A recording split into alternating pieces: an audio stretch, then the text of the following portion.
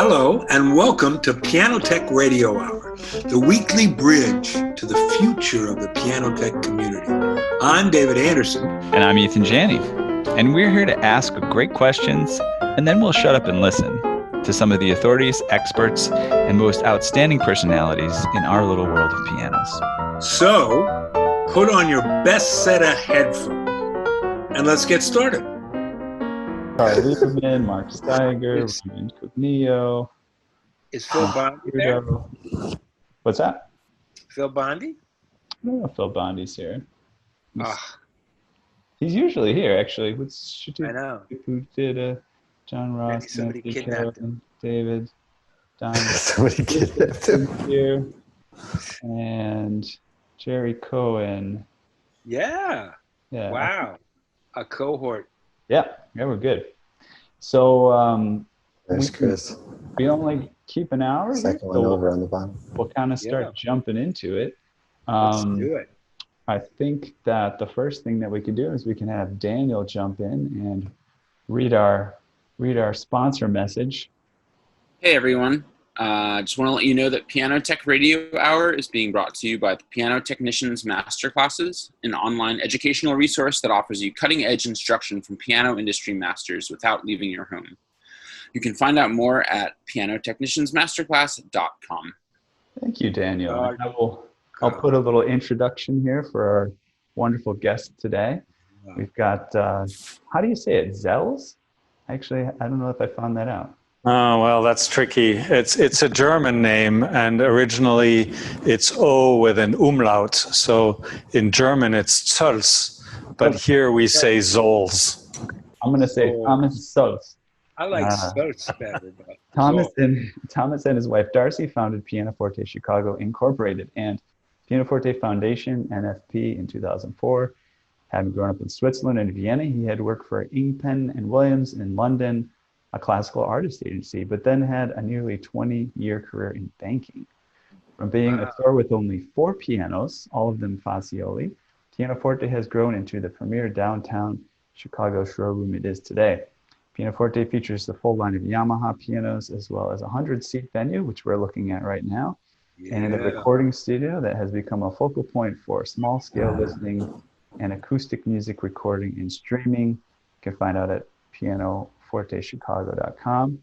And then David Graham, who is sitting to his left, is his learning as a piano technician began in a class taught by Robert Carbaugh at Moody. It continued when the famous Virgil Smith said, "I think you can tune well enough to be my apprentice." Next change of direction came when he was asked, "Would you like to tune at Lyric Opera of Chicago?" That was 1982, and he is still there. He began a full-time position at Northern Illinois University in 1983 and continued until recently transitioning to part-time. In 2004, he began working with PianoForte Chicago. That's why we got these two guys together on Fazioli and other high-end pianos alongside Thomas Zoells. His current clientele is a mix of private clients and institutions. Welcome, fellows, after that lengthy introduction.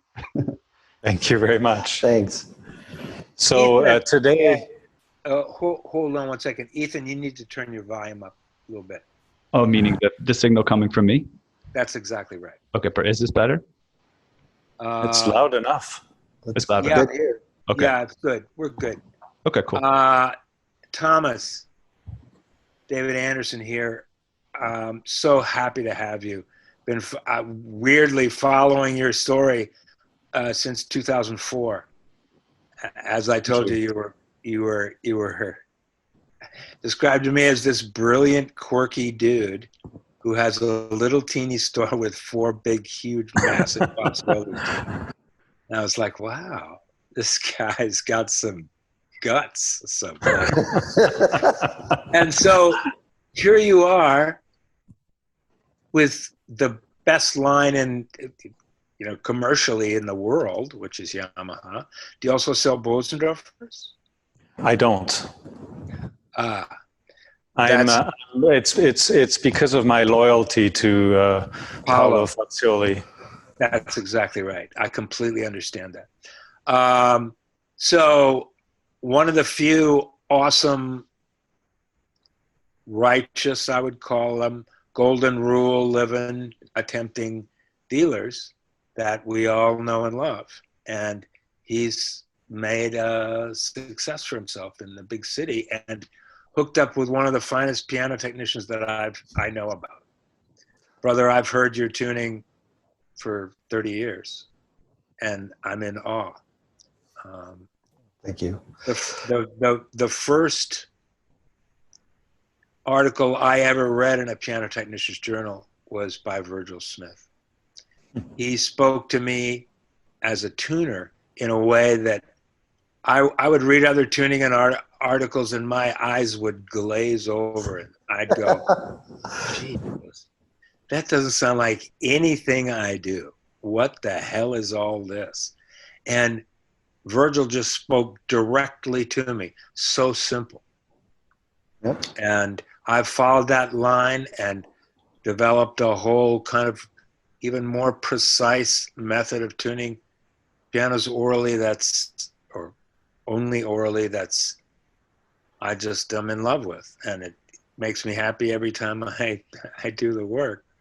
And a lot of that had to do with David, it's funny you say that about Virgil, because I remember going to Virgil Smith seminars, and by the way, I'm not a technician, so I just love to listen and learn.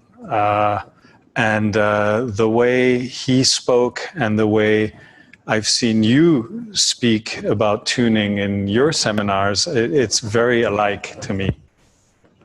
Oh man, that's because he was, despite all the yada yada and all the external stuff that people want to judge you by this or that or whatever, the bottom line was he was an insanely great piano tuner and then a technician as well, but in this case, tuning. And tuning is, if you listen to all of the Asian masters that I've ever met, tuning is the crown jewel.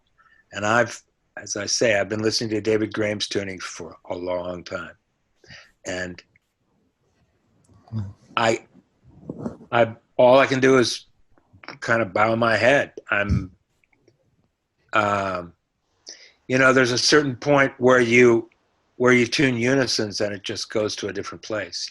They start to sustain and sing and have what Virgil Smith used to call the angels come out of the piano, right? And people misunderstood him all the time. He wasn't talking about voodoo stuff. He was very clear about how to get there. Wouldn't you say that that's true, David? Yeah, I think the thing that always impressed me the most about Virgil and still has an impact on me today is that he was never satisfied with what he thought a good tuning should be. Yeah. He was always striving for more. And I would, meet different people at different times that would say, oh, I studied with Virgil, at such and such a time.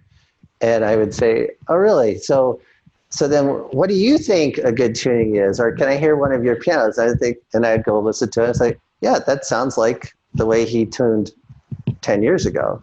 He doesn't tune that way now.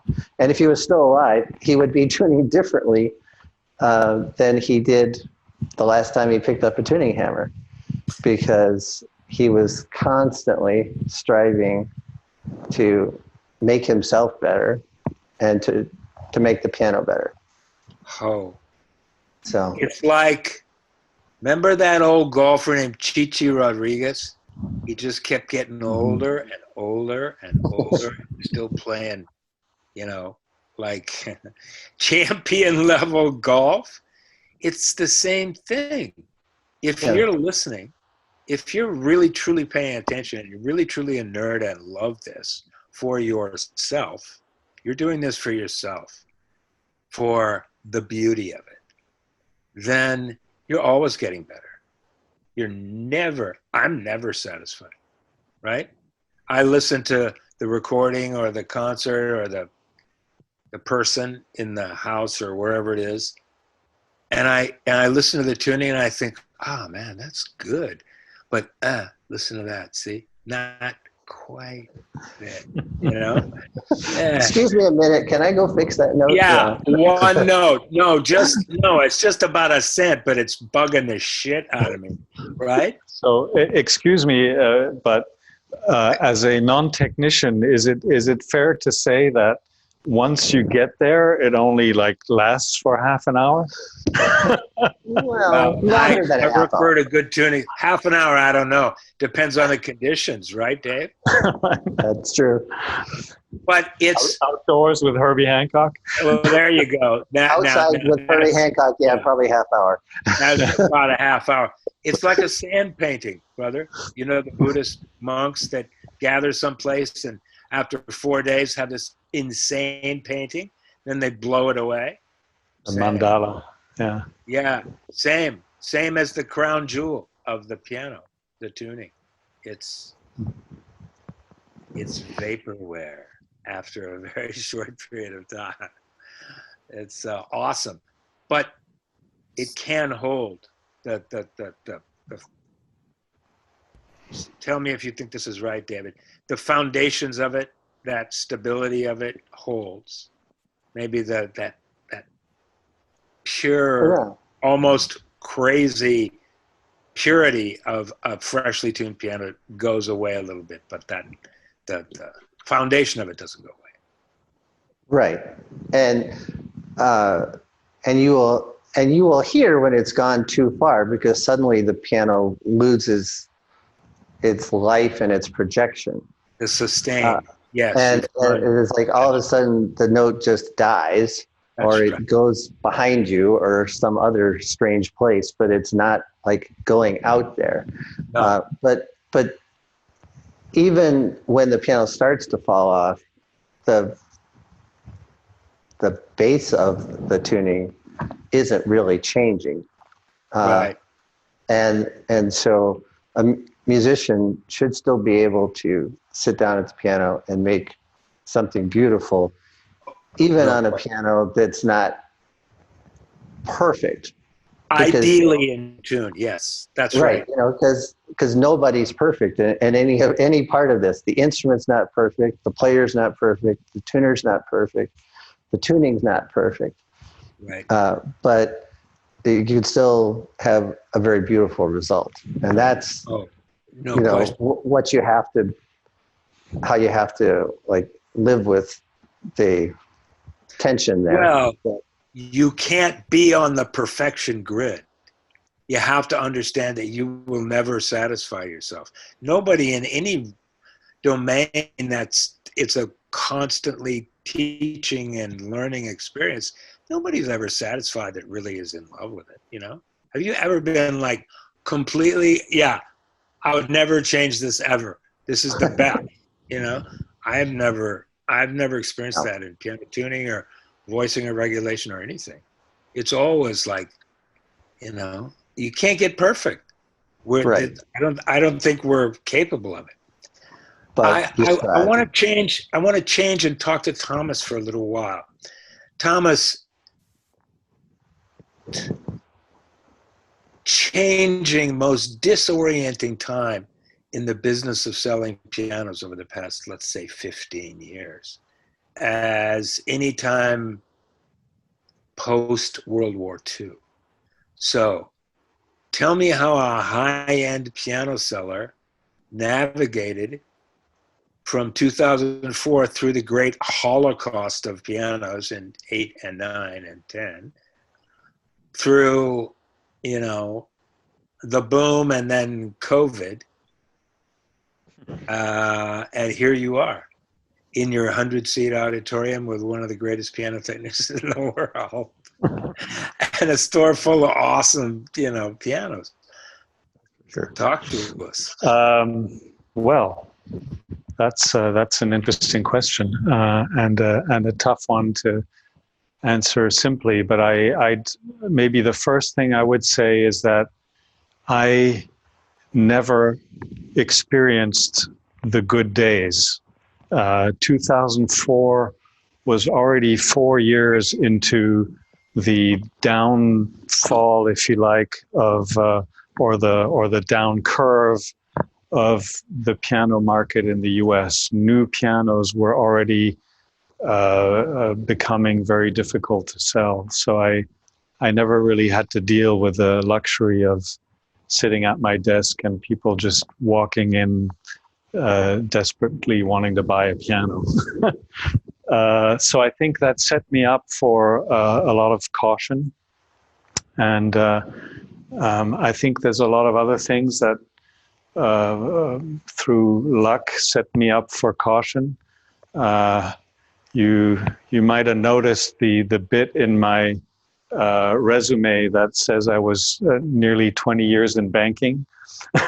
So I spent a lot of time analyzing companies and balance sheets and sort of knowing what the risky situations are.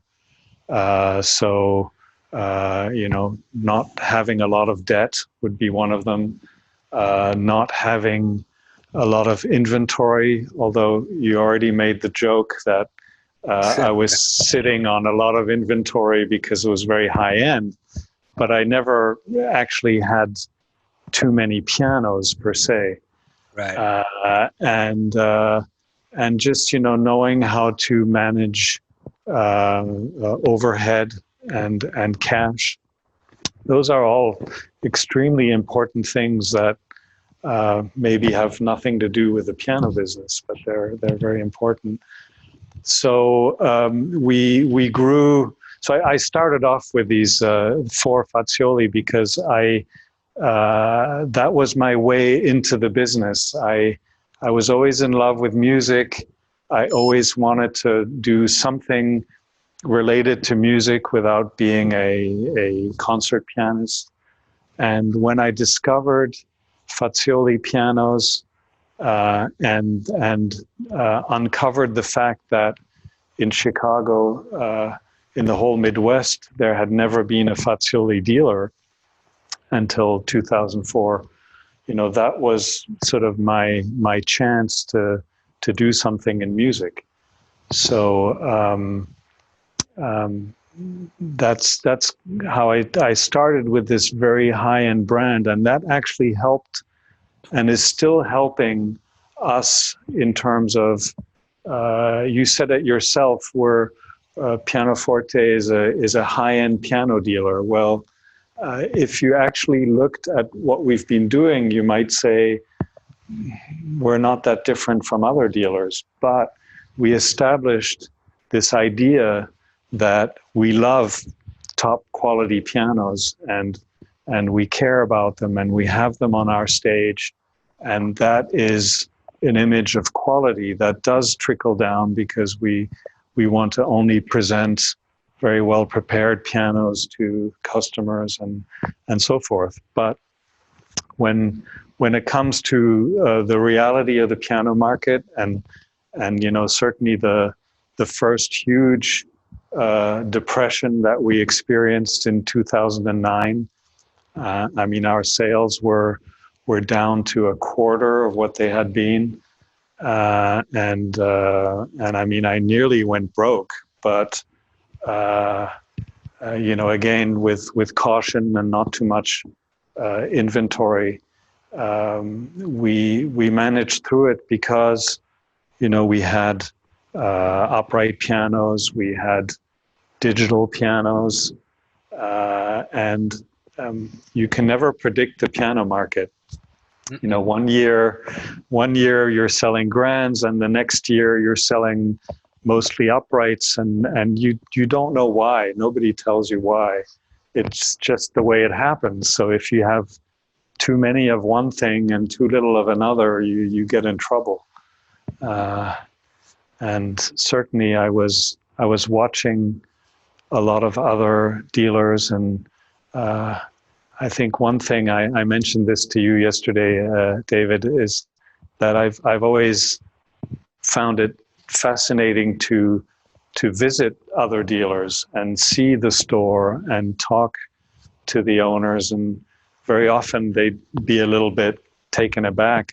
Frankly, I've even been kicked out of a few dealerships because they go, well, you're a piano dealer, you want to steal information or something. But really, I'm just curious and interested. And, you know, the one thing that killed a lot of dealers was that they had too much inventory and that it was financed. So the best thing, I think, is to limit your appetite for pianos with the amount of cash that you actually have available. And sometimes it's very frustrating because you really want to have a piano, but you can't. So, so then I'll just tell a little side story there. Very early on in my career, I acquired a relatively nice grand piano, and I was young and moving around. I didn't have space for it, so the local dealer I was working with in New Jersey, I won't say who, they said they'd store my piano for me for free, you know, just as a favor. And it wasn't until a couple of years later when I had space for it, and I called them up and I said, I'm ready to take the piano. Oh, we had a liquidation sale. You know, your piano got sold in the liquidation sale. So Yeah. and that store went bankrupt. I think they opened up another one after that, which is kind of a sad sequence of events. But yeah, that's bad. Yeah, that kind of thing happens to piano stores because they're over leveraged. So, like you said, right? That's exactly right. Look at the weeding out. I know that you've seen it. I've seen it all over the whole country. The great weeding out process of 8, 9, 10, right? And then this now, even greater weeding out process. Yeah, and actually, sorry, but I don't know if you as a group know these numbers, but if you're here, brother, because we need to know. We need to know. If you look at the numbers from the music trades in terms of new pianos that are being sold, the turning point was the year 2000. 1999 was the most new pianos ever sold in the U.S. And then it started going down, and then it kind of had a big drop in 2008 and 9, and now we're at about 1/4 of new pianos being sold compared to the year 2000. So logically, if most piano stores were selling new pianos, then 3 out of 4 stores should be out of business. And if I look around Chicago, it's not too far from the close. Reality. Yeah. Yep. Same with LA. We certainly had 12, 15 stores when I started, and I'd say now we're at 5, 6. Yeah. Active. You know, there's a few that are still sleeping and just waiting to retire when the time comes, but they're not busy. So, Thomas and David both, this is a question and a subject that I'm accused of harping on.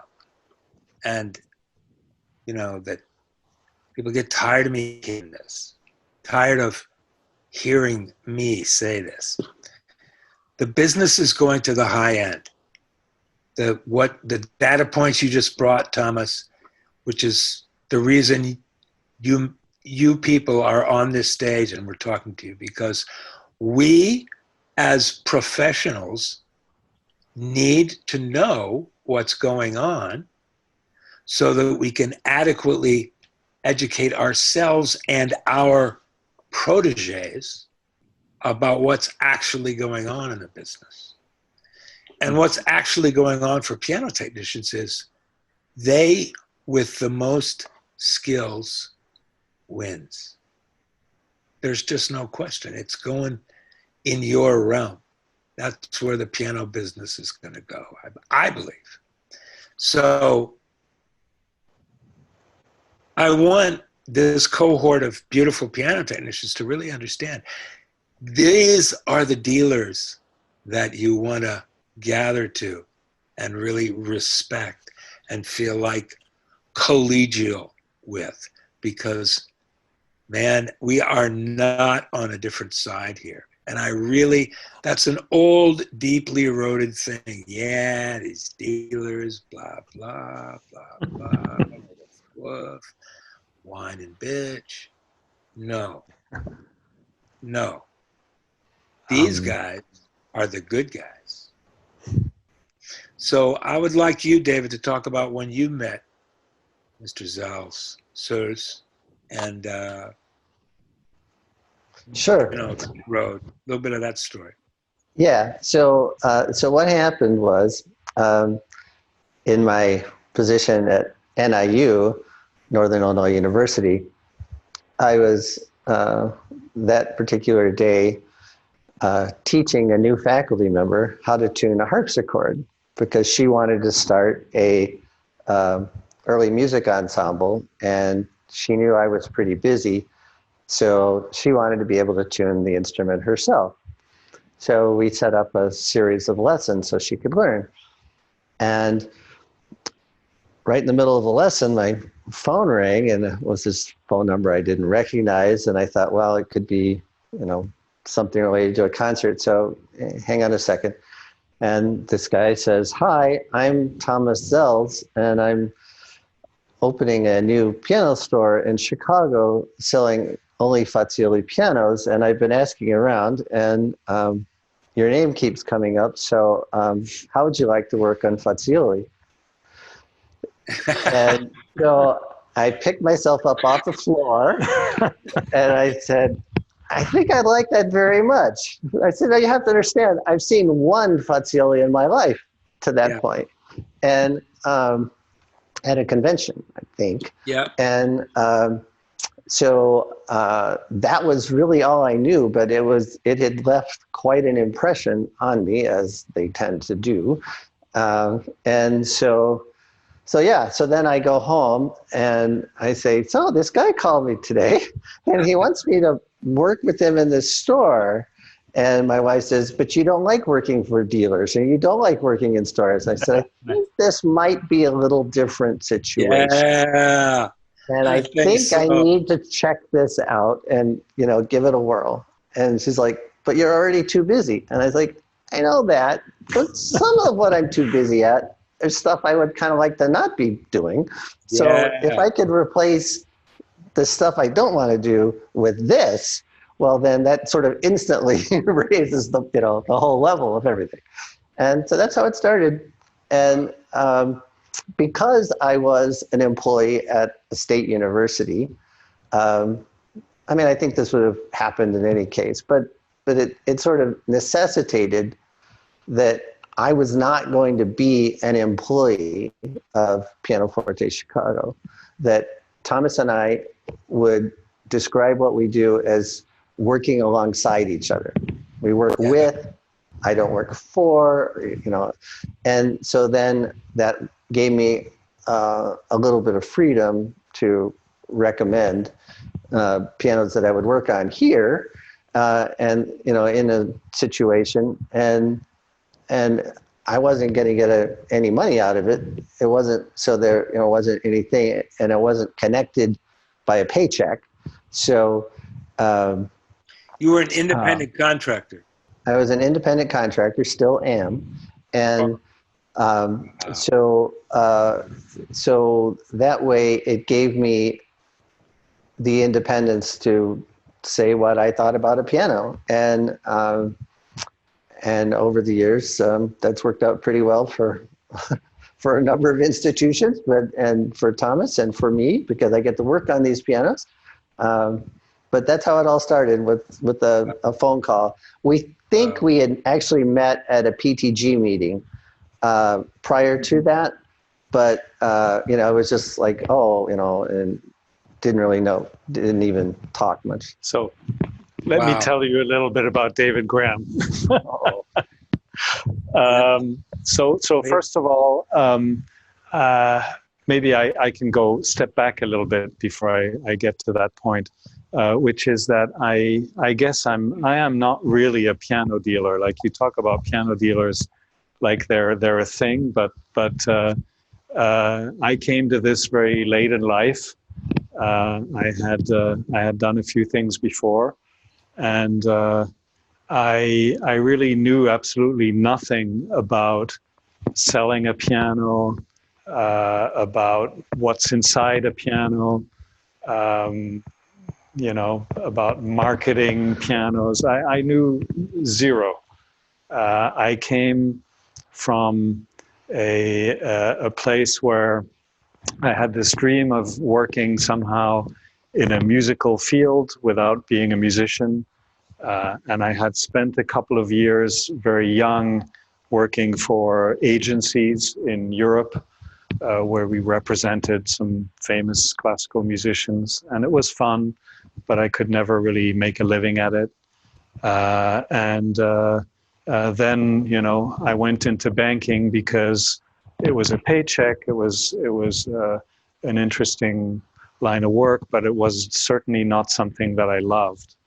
And then as the career went on, and I knew that sooner or later I would be, cast aside as people in large companies tend to be long before it's time for retirement, I got more and more eager to find a way away from it. So that's when this discovery happened of Faziolis, and I fell in love with the instruments, and I realized that nobody in Chicago or the Midwest represented them.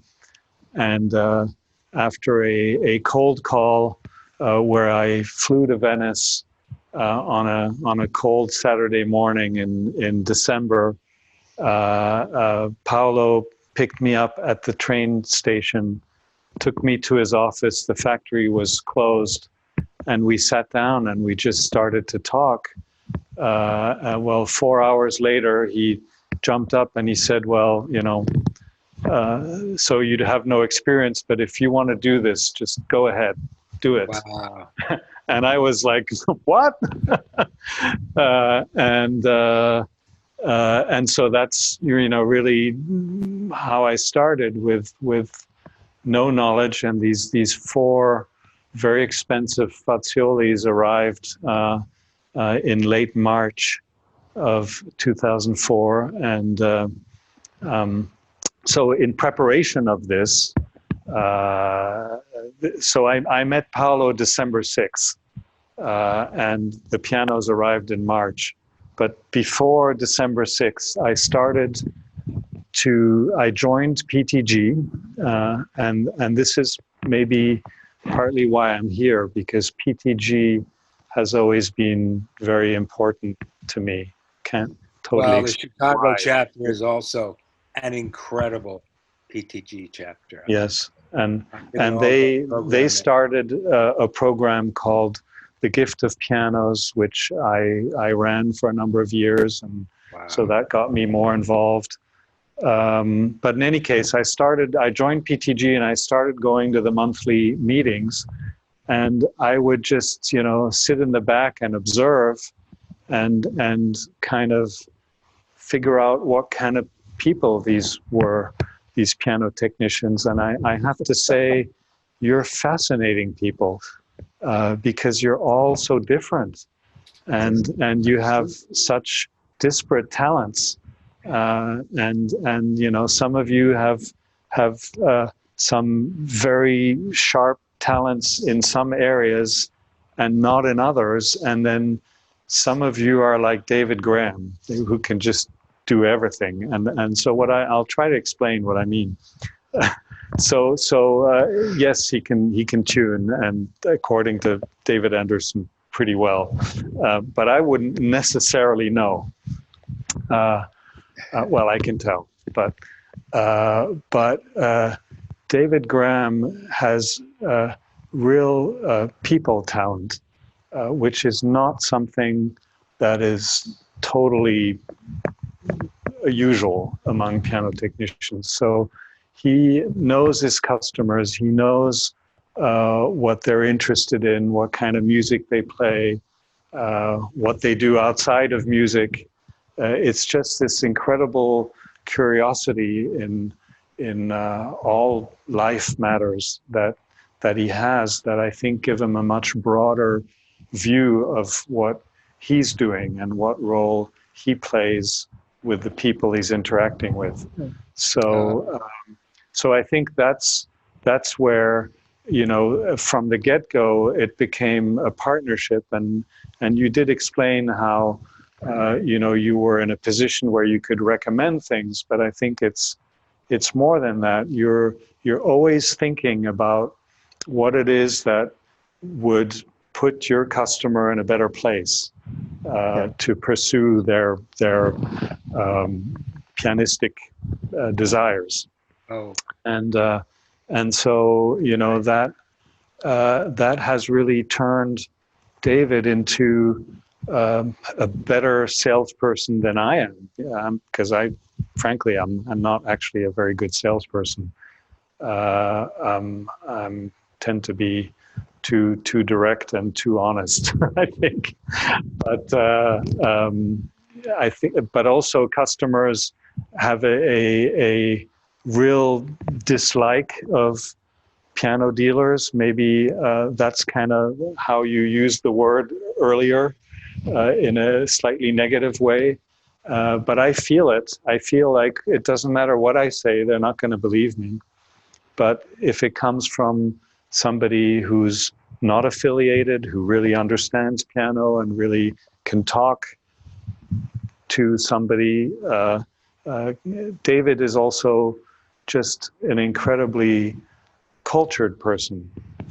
You actually read a lot of books on a lot of subjects, and I think that comes through when you talk to people, and so that's very important. Yes, it's perhaps the most important thing. I'm going to talk about it a little bit.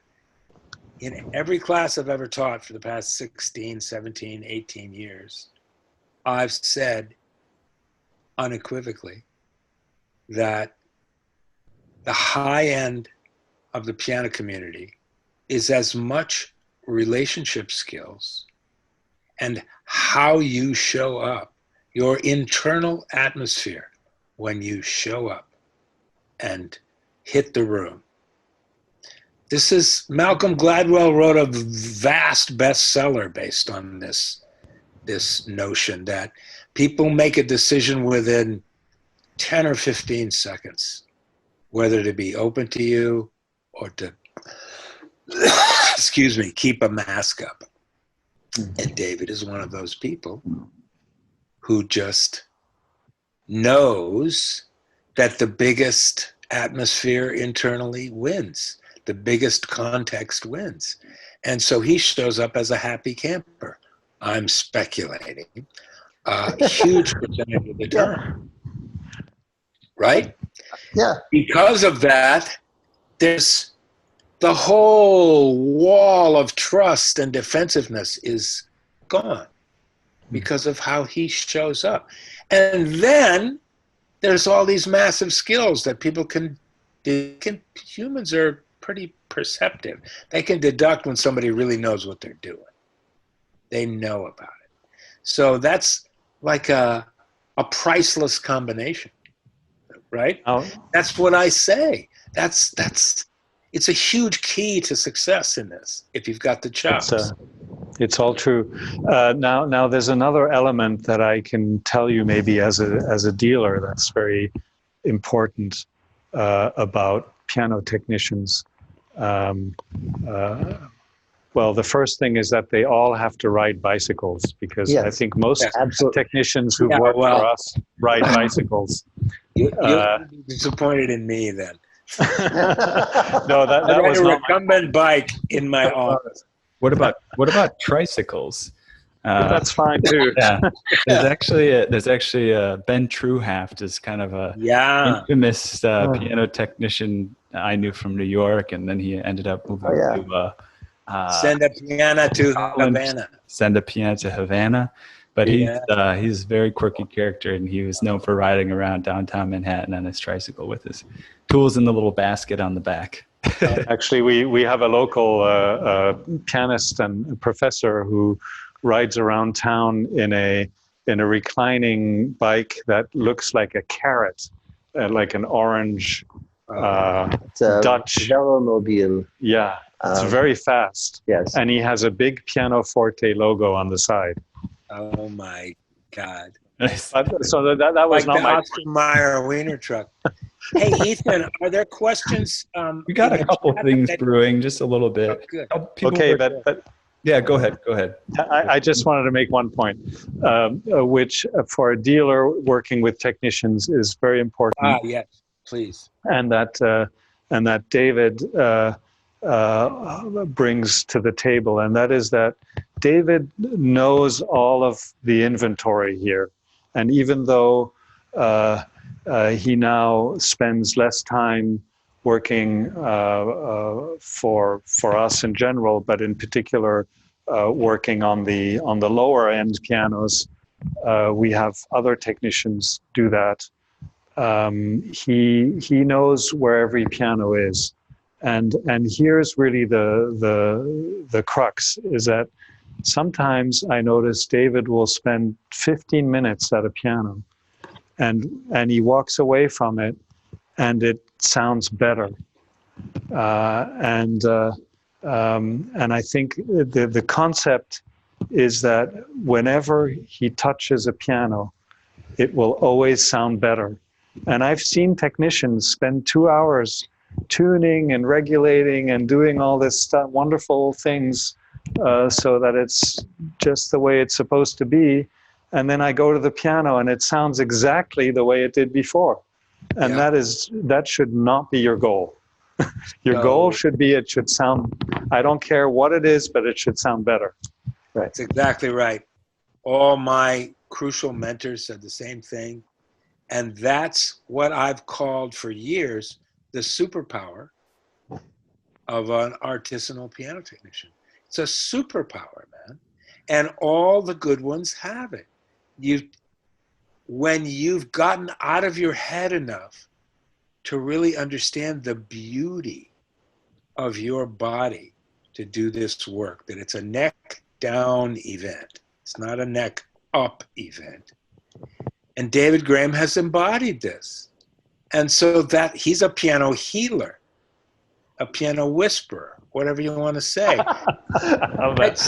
It's absolutely true. Think about it. I can do it. There's a small percentage of people in this craft that can do that, could just walk up and say, oh, well, let me do this. And it sounds better. It's a psychoacoustic illusion. It's some weird thing. It's magic.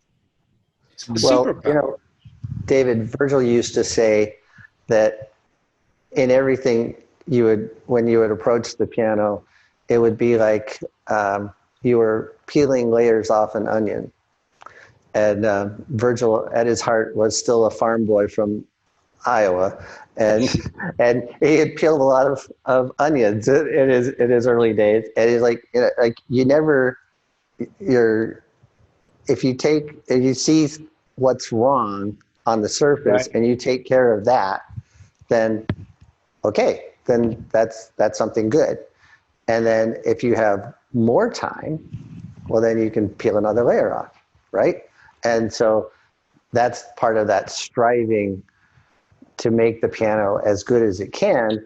Right. But you don't always have days to work on a piano. No, you might have 15 minutes, or however much time you have. It has to be adequate that you don't like screw something up, because you can do that too if you just change something and then don't check it. Because when you change one thing on the piano, it affects so many other things. Early on in my days at Northern, I had a very powerful lesson in this, because I leveled the keys on a Steinway concert grand, which needed to be done. And then, but that's all I did. I just put the piano back together And the head of the piano faculty at the time walked in, and he hated the piano. And I was like pretty well crushed. He was pretty cool, and or could be, but he was right. And so I learned is like Thomas said, you can spend hours doing correct work, and then the piano's no better. That's right. Or maybe even a perception of not as good. And maybe not as a good. little bit more touch weight or something. It's like the most depressing thing in the world. I forgot all about that at the beginning of my so-called high-end career. I used to do that, man. Work my ass off on the piano, and then. Geez, well, I mean, you can do all the 76 steps or how many there are from Yamaha on a piano, and you know, we're going through watching these videos, and I mean, it's I admire your patience in doing this kind of work, but you certainly can't possibly do this on every piano. You can't. This has come up with Sally Phillips in some of our lectures, especially Piano Technicians Masterclass content. She works on concert work, and well, first of all, just saying don't do anything without asking the player or whoever you're serving whether they want it. Change the voice. And and just make sure the things that you're doing are making the biggest difference, especially when you're limited on time, which she is, in concert work. David and I were talking about this actually before we got started. He's always bringing up this, asking people how many technicians, what percent are, kind of have the magical abilities. And this brought up the Pareto principle, which I don't know if I know David hadn't heard of it previously, but it's this sort of 80-20 rule that, 20% of the inputs in so many different systems are responsible for 80% of the output. And so in the case of piano work, I can see, asking yourself, especially if you're limited on time, what's the 20% of things? Like, here's all these things that I can do. What are the 20% of things that I can do right now that will actually produce 80% of the results? You'd agree with that, right, Dave? Graham? Yes, because there's always going to be some constraint on time or money or the piano itself. We're not dealing with something that is perfect and trying to restore its perfection. It's a very imperfect device for translating what is in somebody's head into somebody else's head.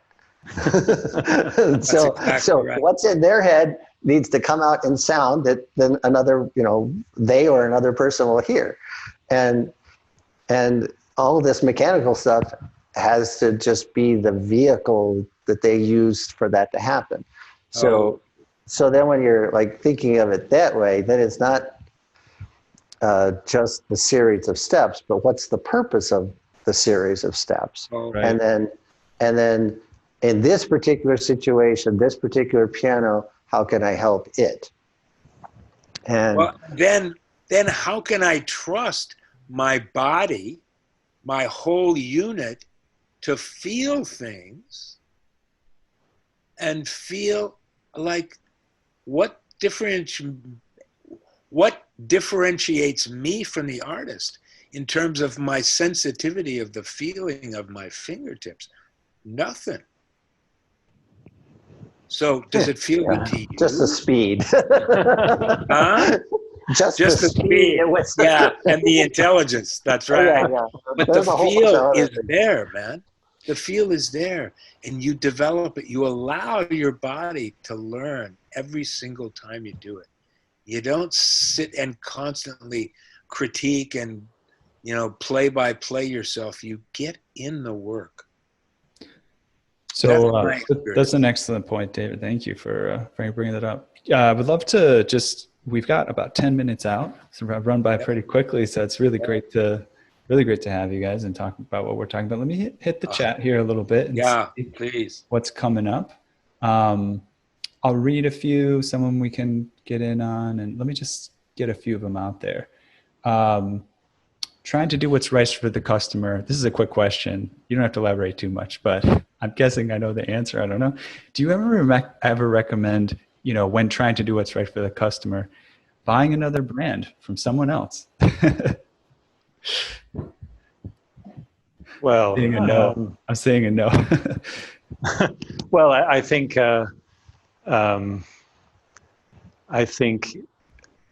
customers can be very unreasonable people sometimes, and the most important thing is to have an unwavering moral compass within what we do. And so, I think the idea of buying a brand that we don't represent just to make a sale completely goes against my grain, because I would only want to sell something that I believe in, that I trust, that I know. So I don't see that as being something that could ever happen. Or am I misunderstanding? Okay, but Great answer. No. So I'm thinking of another way to look at it too, is that because the situation just happened. A client of mine has sort of in retirement really taken to playing the piano a lot. And so his very nice upright was just no longer up to the task. And so he told me that he wanted to buy a used Steinway. That was how he put it. And so at the time he told me that, I think Thomas had like one on the floor. But then a whole number of them came in, including one that I thought would fit his criteria. And so he came down here, he had a great time. He said, "Oh, I want to buy a piano from PianoForte." I'm like, "Great." He says, "Well, so now I actually like two pianos there, and I'm trying to decide between the two." Said, "Okay, well, that's fine. You go back and play them again, and you'll figure it out." But then in the meantime, somebody that he knew said, "Hey, I'm working at a piano store up in Madison, and why don't you just come check out our pianos?" And so I get this email: "Dave, I have a problem because I really want to buy a piano from Thomas, but I went up to this store and I found this piano, and it spoke to my soul," were literally his words. And I said, "Terry, you can't argue with that. You're in love with that piano. You should buy that piano." And he had me go up to make sure that it was fine, and it was. And they had two, and they were like, either one, they didn't really care. And but there was a clear difference in the sound of the piano. And so, in that case, it didn't result in a sale here. But Thomas and I talked about it, and it's like, well, when you have that moment where you just suddenly fall in love with a particular piano, You can't fight it. you can't fight it. And in fact, I used to warn my clients, if they were going to come down here, that they had to be careful if they played a Fazioli, because if they fell in love with the Fazioli, they were stuck, because there isn't anything like it. And so, that's, I think, sometimes you have to let sales go, but then, well, and on the opposite side of the spectrum, there are customers that are so disagreeable to deal with. Terry was a delight.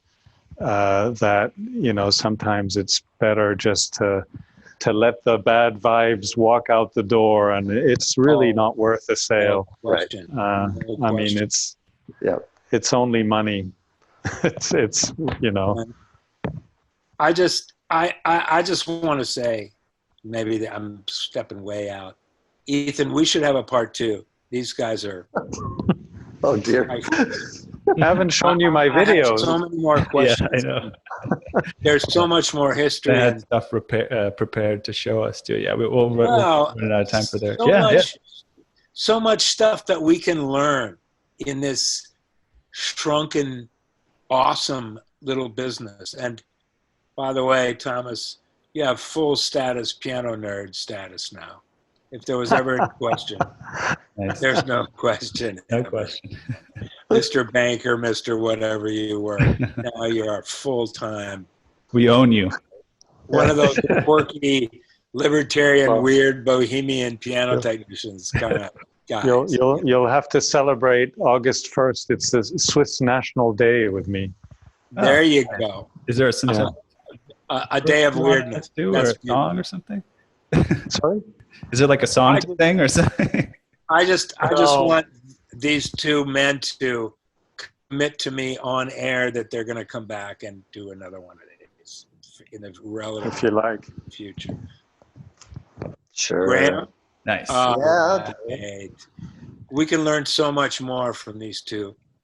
Are we really out of time? Oh yeah. Well, Yeah, 3 We minutes. are. We got 3 We are minutes. out of time, brother. Let me get a little bit of wrap up to folks. We put some links in the chat. Yeah. We're doing some special new stuff. So there's multiple links you'll find there in the chat. One is we're going to do a live stream on Wednesday evening. We did one last Wednesday. We watched the first 30 minutes of Boaz Kirschenbaum's lecture on voicing. So we're going to watch the second 30 minutes 30 to 60 together online. And you can register for that. It's free for people who are supporting us at $8 a month. You can pay one time. Any Piano Technicians Masterclass subscriber can join that for free. And we're going to put the review link in there as well. So if you guys could just give us some feedback, it really helps us improve week by week. And we also are ahead of the game. We're going to have, I think it's Eric Johnson next. I think he's next week. Yeah. So you can register for that already. We put that link in the chat. So Ian, if you could add those links one more time so people can check them out. Those are all there. Make sure you get on board with it. You want to. And I think David and Thomas, definitely we want to have you back. So we'll chat offline about when and how that happens. And we can nail down an agenda if you have something special you definitely want to put out there. I'm as a former banker, I had a whole presentation ready. No, this was a huge and deep insight into so many of the things that I've been saying for so many years about the ideal kind of relationship between craftsman and dealer, craftsperson and dealer. It's so instructive and so valuable. I just want to thank you. And I want to thank the whole support staff of Piano Tech Radio Hour. It's fabulous. Ethan, you are, again, the best partner in the world. Thank you so much. You too, man. It's great to have you here. Yeah, and I'll mention the people that we have helping us behind the scenes. We have Pooja and Ian and Tal and Mikolai and someone new, Tadun, is on board. We also have Pat and Daniel and Sarah. The podcast is actually, we're going to launch the podcast officially this Wednesday or Thursday, I think. So we'll send out a message about that. You can start to listen to these while you're driving around in your car and stuff. Oh, that's good. Also, I'd like to make a shout out to Jeremy Whetstone, who's our engineer, who put all this together, and the lights and the sound, and so thank you, Jeremy. Yeah, thank you, Jeremy. Yeah, thank you so much, Jeremy. And he would have happily played the videos too. And also, next time in Camelot. I talked to you, Thomas, and we'll see if we can arrange for this. We talked about maybe having a pianist come on to use your studio and do something interesting. A pianist who's interested in technology. We'd love it. We do live streaming from this stage all the time. Yeah, so that'll be awesome. All right, then. Okay. Let me see. Let them know that his shop in Chile was inspired by PianoForte Chicago. Jorge Gonzalez of Chile. His shop in Chile is inspired by you. He just wanted to let you know. The nerd community, global nerd community, ladies. Just awesome. Well, All right. I'll knock us off the social networks. David, actually, I can make sure you leave the Zencaster open so we can grab that audio. Jeremy, I'll be in touch with you to get the audio from your end as well. And thanks to our whole piano community. You people that show up every week are just dear to us. Definitely. Dear to us. Thank you so much. It's great to have you here. All right, so we'll wrap it up slowly here. I'll get off the streaming online first, but you can visit those links in the chat if you need to catch them. All right, bye-bye. All right, everyone. Mr. Zoells, it's a pleasure to meet you, and let's keep talking.